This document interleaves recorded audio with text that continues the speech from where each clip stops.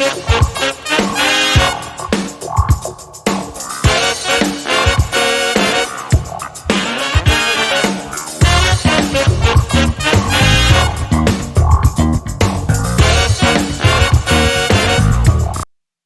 everybody, welcome to another episode of Tammy's Takes, and today we are going to be discussing parenting parents.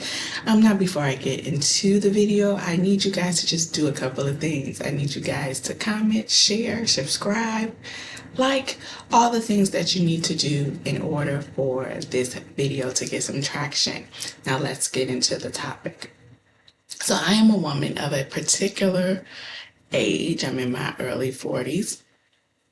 Yeah, early 40s. And I have a parent that is in their late 70s. Unfortunately, and that's my father.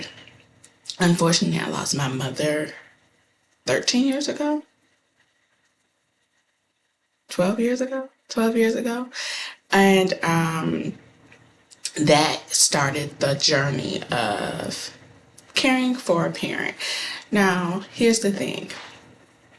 I want to start by saying this.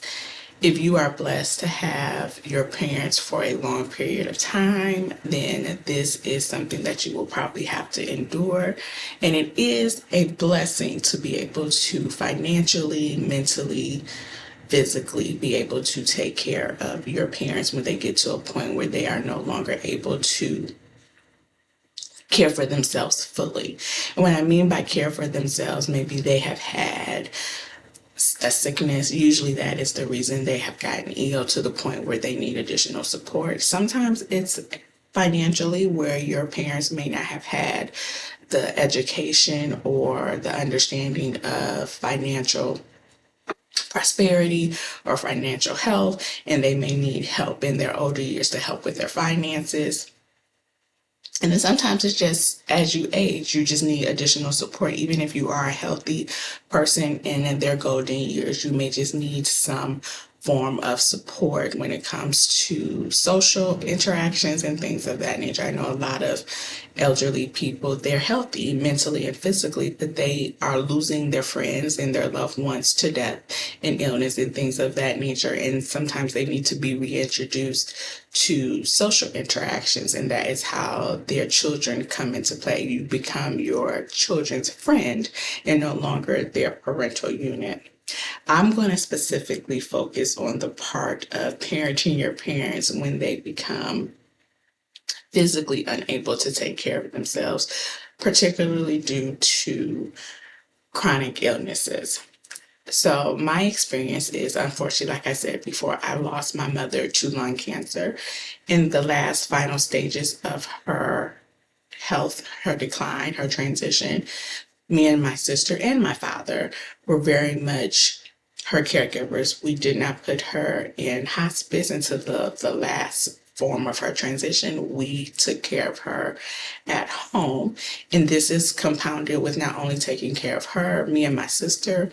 Fortunately, we didn't have kids or had husbands at the time, but we were either in school or working or doing both. I think both me and my sister were working and in school at the time.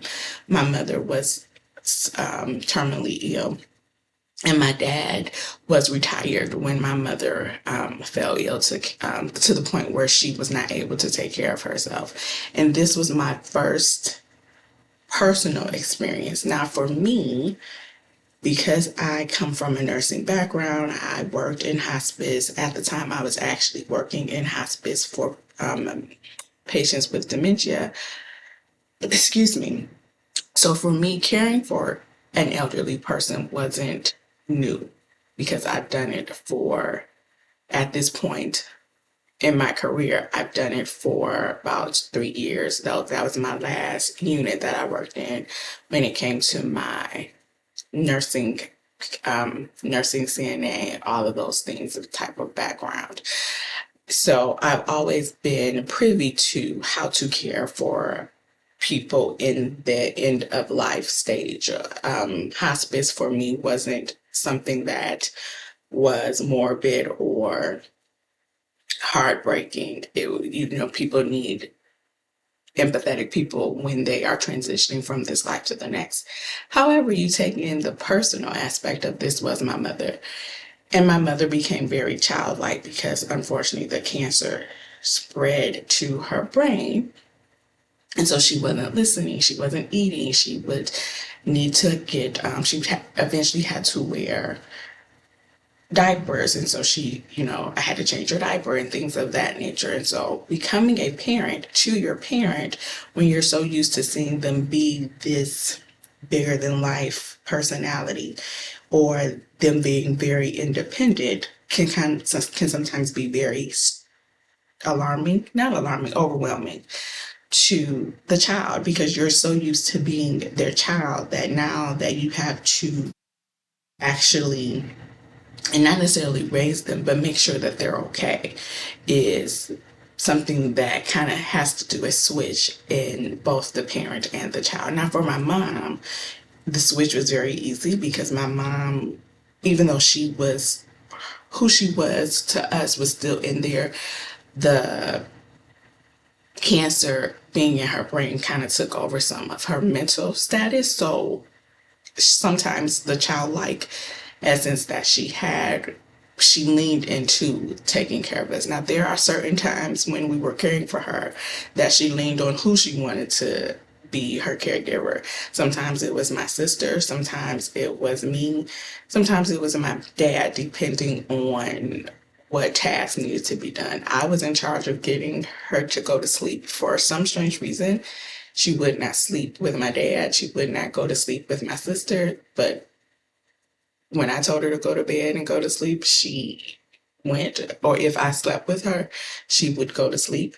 So that was very much a role for me, or like taking her baths or getting her clean. That was also one of my tasks. She wouldn't necessarily like my dad to give her a shower as much. I don't think that was because she was being childlike. I just think a part of her brain still wanted to keep a little bit of mystery between her and my dad, even though she got kids by this man. So he seen her before we saw her. But I'm in charge of making sure she got cleaned and slept. My sister was very good at making sure she ate. She listened to my sister when it came to getting her food in. Something about the way me and my dad would try to feed her, she would not always like that. And my sister would come in, and instantly my sister would say what she had to say, and she would eat with no problem. Um, so caring for her was difficult because we were also in the process of hoping that she would make it through. And when she didn't, that type of grief it was a shock to me, my sister, and my dad, that she wasn't going to make it through, because my mother's cancer, at this point, she had cancer for 8 years. And for lung cancer, the survival rate is 5 years. So when she got to that 5 year mark, we were like, okay, she's going to make it. She's going to be fine. And then she wasn't fine. And so I think the shock of having to care for her, and my mother was a very independent woman. She did a lot for herself. I mean, for the most part, she was the one who cared a lot for the family. She was a caregiver in her adult years. So seeing her decline and being a parent to her in the way that making sure she was clean, making sure she ate, making sure she was well taken care of was overwhelming, I think, to both me and my sister. My dad probably was just missing his wife, and so that was a different dynamic. But me and my sister now stepping into the role of parenting was kind of difficult that first go around. So my mother passed away in 2013.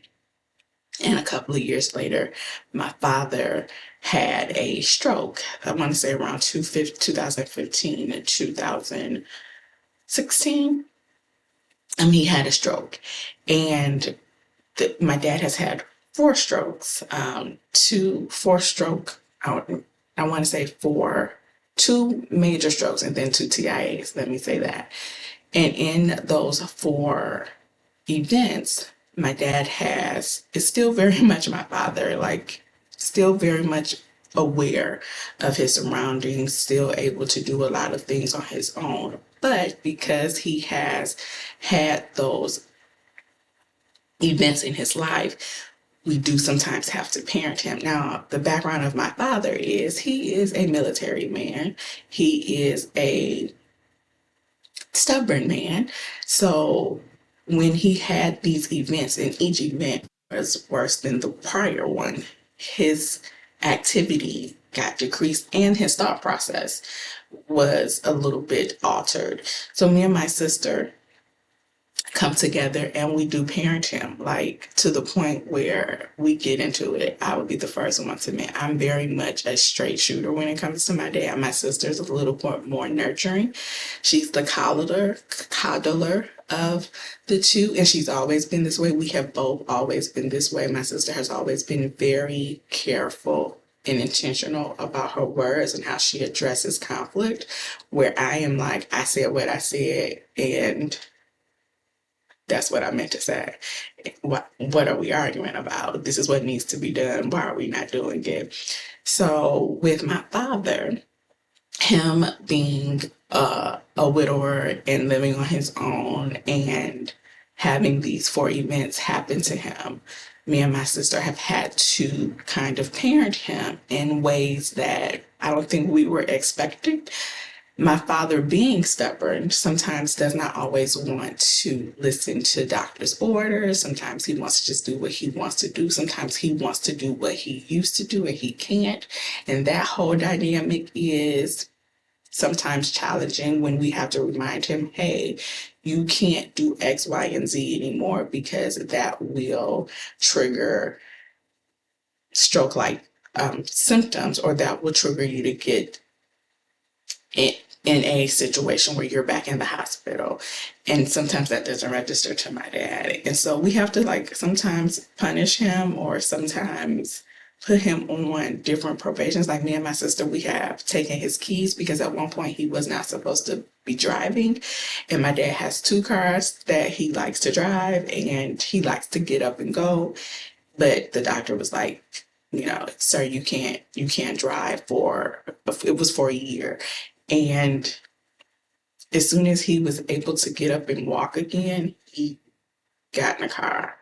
And me and my sister were like, why aren't you listening to the doctor? And so we had to take keys. We had to yell at him. We had to basically play good parent, bad parent, depending on who had the attitude at the time. 9 times out of 10, my sister would say she's often viewed as the bad parent because her and my dad are very similar in personality.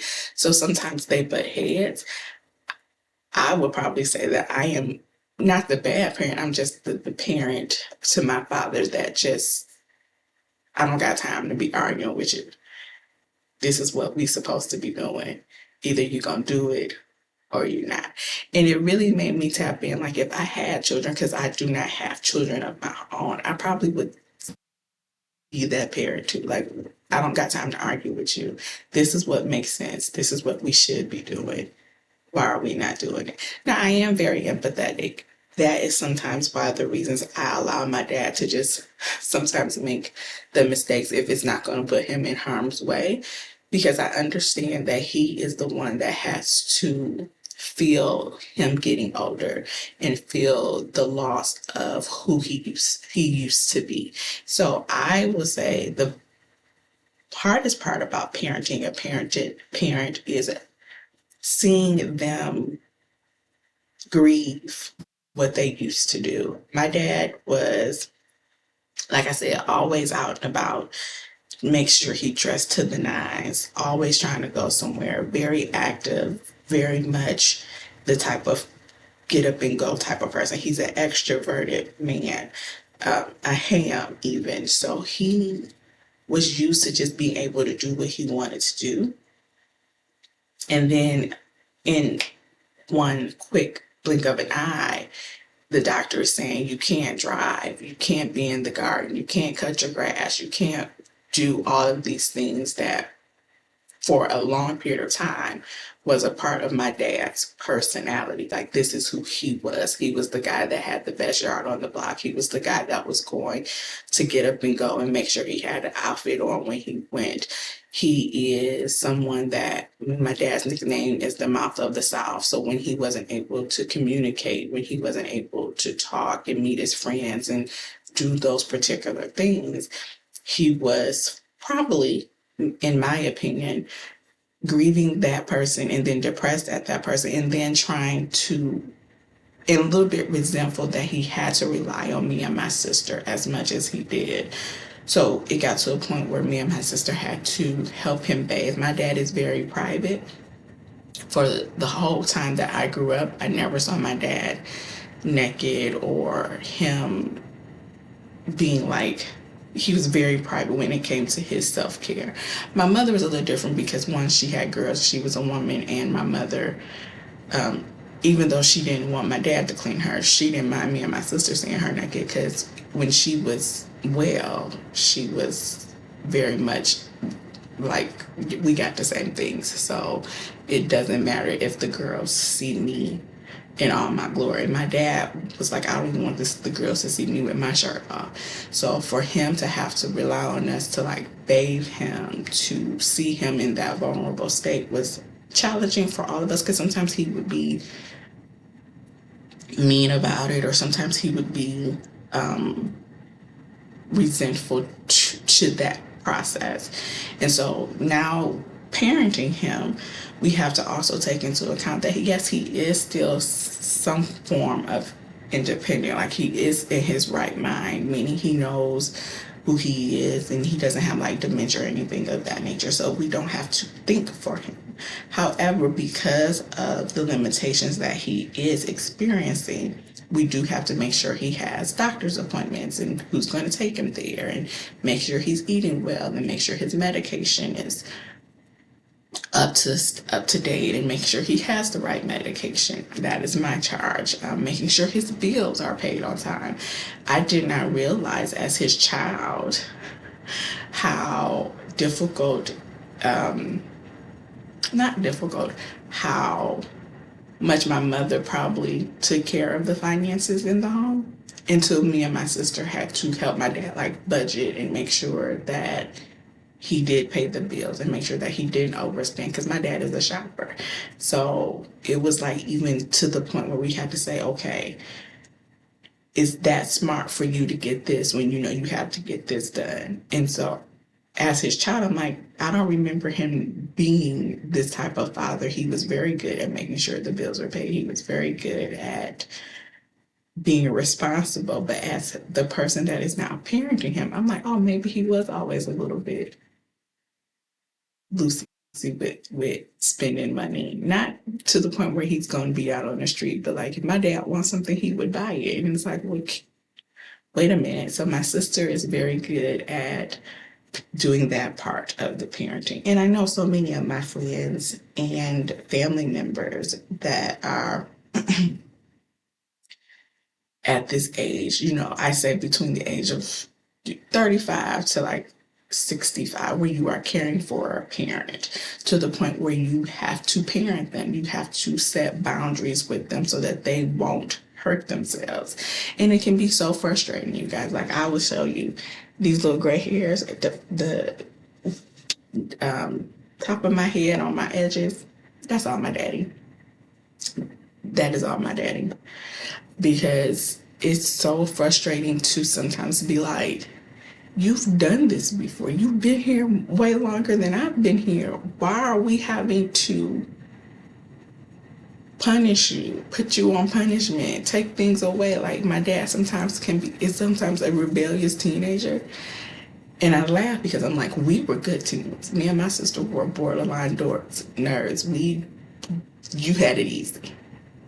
So why are you making it hard for us? And so I talked to my friend group, and some of my friend groups, they have younger parents, so they're not at this phase yet with their parents, but they are helping them with like taking care of grandparents. And we all have the same thought process. Like, when did you become like this and why you don't listen? I have a friend, she's like, I don't understand why we have to argue with you about you doing the right thing. And so I'm always a little bit, it's like funny, not ha funny, but funny that as the child, I have to punish my father or put my father on a schedule or make sure he's eating or taking his medication. And then he's like, where am I going to have grandkids? And I'm like, you are the grandkid. The grandfather is the grandkid. Like, I can't have a baby right now because then who would come and take care of you? Who would come and make sure you're okay? Me and my sister, because it's only two of us. And I think sometimes the bigger the family, sometimes it doesn't make a difference. I know people who have several siblings, but only one or two people are actually being the caregiver or the parent to the aging parent. And so it just made me think, like, how should we as a society help the elderly stay more independent, but also what resources are out there for children that are caring for their parent? Because I think there is something to say when you are in that space, you don't want to overstep. Like, you still want to give your parent the dignity and respect that they deserve, right? Because they are in their older years and they deserve rest. They deserve someone to dote on them because they doted on you. So you want to give them that same love and care that they gave you when you were not able to care for yourself. You want to return the favor, but then you also still have the responsibilities of you being an adult. For example, like, I'm married, I have to work, I have all these other responsibilities that I need to take care of. I know so many other people in my age group, they are parents to their actual children, but they still have to care for their parent. And they get overwhelmed and anxious and sometimes angry and just frustrated with it all, because then you have this technically adult that is very childlike and not listening sometimes, or giving you a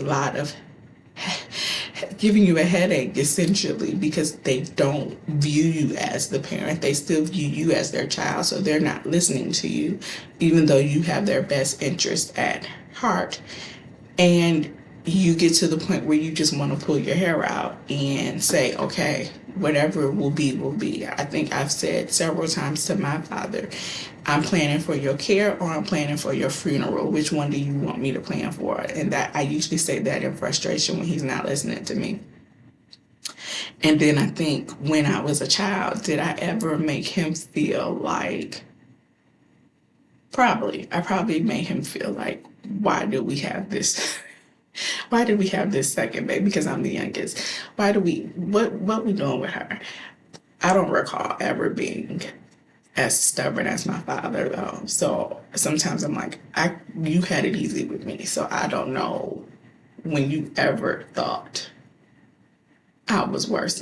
But I'm gonna ask him. Maybe this is a get back that I was. I was possibly not bad, but mischievous when I was a little. But from like 10 to now, my parents had it easy. I was a good kid. My father, sometimes I'm like, if you would just go sit in a corner and just let me figure how to do this without any talk back, just hush, just be quiet so that we can come together and collab. Sometimes he is not collaborative. He don't listen. That's what it is. He just doesn't listen sometimes. And I think he doesn't listen sometimes because he's my dad. And he's going to always think of me as his baby. So what do I know that he don't know? And I'm like, well, I do have 3 degrees in healthcare, so you might want to listen to me when it comes to your health. My sister is a whole therapist, so you might want to listen to her when she talks about mental health and how to navigate that. And we are in our 40s. We have lived a little bit of life too, Daddy. And I know a lot of people in my age bracket, they feel that way. Like, yes, I am your child and I still respect you as my parent, but I'm also an adult. And you also have to recognize that in this adult phase of me, I'm taking care of you. And because I want to make sure that you are well, but I'm also well, we have to work together. And I think that is the take on it. My take is sometimes the elderly just don't want to listen to their children, and they still want to present this ideology like I'm your parent, so I don't necessarily have to listen to you because I raised you. And the truth of the matter is you did raise me. And as your adult child, now I'm here to not raise you, but I do have to keep you safe and sound to some extent. In order for me to do that, you have to give up that power dynamic and let me take care of you. If you don't want me to take care of you, then you may not be here much longer. And if you say things like that, then they're like, oh, you're killing me off, or you don't love me because I'm yelling at you now at this point. And it's like, no, Mom, Dad, I love you enough to, one, set boundaries, but two, tough love it a little bit. Like my mom just tell me, if I don't tell you, then who will? And now I'm saying this to my dad. If I don't tell you the truth, who will, Daddy? And so I think parenting, I'm not going to even say think. I know that parenting a parent is a difficult transition on both ends. For the parent, it is probably because you are now having to accept the fact that you are no longer able to do the same things that you used to do when you were younger. You are aging. You are probably now faced with your own mortality. And that is scary because death is the unknown. Even though we know that everybody has to do it, the closer you are to it, the more you start to try to do more things, even if you're not able. And then on the adult children side, it's very difficult to see your parent go from this very spry, lively, abled bodied person to some of the limitations that they have. So that plays a little bit on your mind. And then it's overwhelming because now you are, for the most part, helping take care of them. You are making sure that they are surviving. And that can be a lot to do when you also have other responsibilities, especially when you are also trying to raise your own kids, or, if you're in a marriage, or if you are still working. And even if you are an adult child that's retired and have adult children, and, you don't have to worry about those other responsibilities. 9 times out of 10, if you're an adult child, and you're also in that age bracket where you're aging, you also may start to have your own health issues and concerns as well. So not only are you navigating your parents' health and trying to make sure that they're okay, you also have to check in with yourself to see if you are mentally okay as well as physically okay. As I said, I'm in my 40s, and even though according to my doctor, I am very much healthy. I don't have any chronic conditions. I do have an autoimmune condition that affects my skin. So when I get extremely stressed, I get abscess over my bodies, and sometimes that can take me out. So if I'm not feeling well, and my dad has an episode, then it goes all on my sister. And then if me and my sister are both ill and my dad gets sick, then we have to sometimes sacrifice ourselves for him. And that can also be a different dynamic. And so this video is just to kind of talk about that. What should we do as the adult children of people that meet us. I know there are a lot of resources out there. I know here in Michigan, the Agency for Aging has a lot of resources for caregivers of their elderly parents. There is a lot of resources. I know if you work in the healthcare field, there's a lot of respite care resources as well. And kind of knowing these things, like knowing what before it gets to that point, actually having conversations with your parents before they do get ill. I wish that we would have done this. What type of care do you want? What policies and procedures do you want to take effect if you ever get to the point where you are not able to speak for yourself? Do we have a do you have a will ready in case it does go to the point where you are terminally ill and we are going to be planning your transition services, your life insurance plans?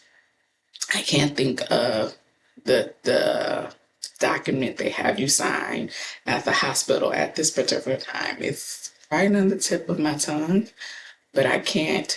It's not advocate. But you also want to make sure, like, okay, who's going to be making decisions when we are not able to speak for ourselves? DNR, do not resuscitate. Do you want that to be established? Do you want to be on life support if that is something that you need to consider? Do you want to be placed in hospice? If you do want to be placed in hospice, if you are terminally ill, do you want to have hospice at your home or do you want to have hospice at a facility? Because my mother didn't want to go to facility, neither does my father. So it would be, he would want it at home if he was to the point where he needed hospice. Who's going to be in charge of your finances? Like my sister's in charge of my dad's finances. I'm in charge of all of his health, all of his health care. So I do the appointments, I talk to the doctors, do the medication. My sister's in charge of making sure the bills are paid and things of that nature, everything that kind of has to do with anything financial. And then we come together as a unit when it comes to like things around the house, like who's going to do the yard, who's going to clean the house,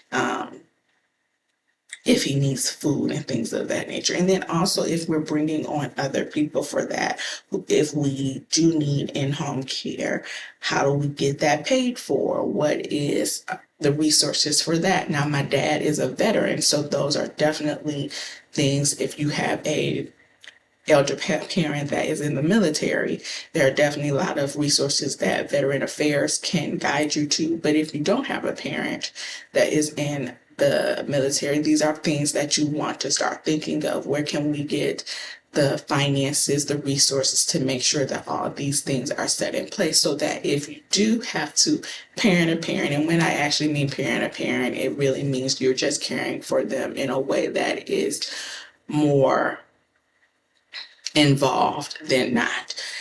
You want to make sure that you have those resources available to you. I will be doing another type of podcast here coming soon, which will kind of discuss the resource healthcare part of it. This is just my take on it. And so I think once you kind of recognize that possibly is going to happen, I think for most people who are in the ages of 35 to 65, that particular age group I like to call middle age. And I know people think 65 is, older, but I think 65 is still considered middle age because you're still working, you're still young enough to, still have those responsibilities that some of the mid 30, late 30-year-olds have. So I say that age group because you probably are going to be tasked with caring for a parent. Now, if you're younger and caring for a parent, that does not mean that people in their 20s and teenagers don't care for a parent and people older than 65 don't care for a parent, because as long as your parent is alive and they have those limitations, then you will possibly be placed in that duty or that title of caregiver and having to quote unquote parent them a little bit. But I noticed that age group, that mid-age group tends to have to help their parents out a little bit more than the younger age demographic. And I also want to say, if you are the parent and you are at that age where you're like, okay, I'm starting to notice that I am getting some aches and pains, I want to take care of myself. You can always start. You can always start taking better care of yourself before it does get to the point where you are having those severe conditions like strokes, like heart attacks. Of course, cancer can happen to anyone. Uh, um, but there are some things that can be preventable with making sure you are active, making sure you're eating well, making sure you're getting enough rest. I know for my father, my dad worked 12 hours a day, 7 days a week at Chrysler and in the military. Rest was not a part of his mantra. He would say, I'll rest when I'm dead. And the powers that be, call it God, call it whatever you believe in. Sometimes the powers that be, the universe, God gotta show you, let's sit you down for a minute and show you like you're not invincible. You need to make sure that you are taking care of yourself in your younger years. I would even say, starting in your 20s, you want to make sure you are being as healthy as possible. I know that is the age demographic that we kind of throw caution to the wind and we do whatever. I know in my 20s, I was whatever. Go ahead, I'm gonna take this drink. I mean, I never did drugs, but I'm gonna do this. I'm gonna party till I party. I had a time, okay? It was amazing. But now at 40, where I'm like, oh, my knee kind of hurt. My head is hurting. I got a little joint pain. I got golfer's elbow. I don't even know what that is because I don't golf. These are the times where, I'm still very much at a healthy place and young place where I can start to make changes to make sure that I age healthy and gracefully. So I do want to make that suggestion when you are thinking about your own aging process. We can definitely do some things to help prevent some of those more severe chronic conditions from happening so that our children won't necessarily have to have, I don't like to say the burden, but our children don't have to step into their caregiver role as quickly as some of us had to do. And so that is my take on parenting and elderly parenting. What are your thoughts? If you are a person that is caregiving for a parent right now, what are you doing to stay sane? What are you doing to make sure that your parent is okay? How are you managing boundaries? Because that's a big one. How are you taking care of yourself and your own health as you are taking care of them? And what are some tips that you can share with others to help through with this transitional time? Because it is a transitional time. You are switching roles. And I know that can be difficult. So put them down below if you can. Definitely comment because I'm definitely always wanting to learn some tips and tricks and things that can help me and my family continue to care for my father in the best way. And I know that there are so many other people that want to make sure that their parent is getting the best care, but also making sure that they're not going crazy in the process. So yes, definitely share the video, like, comment, subscribe, and I will see you guys on the next one. Bye.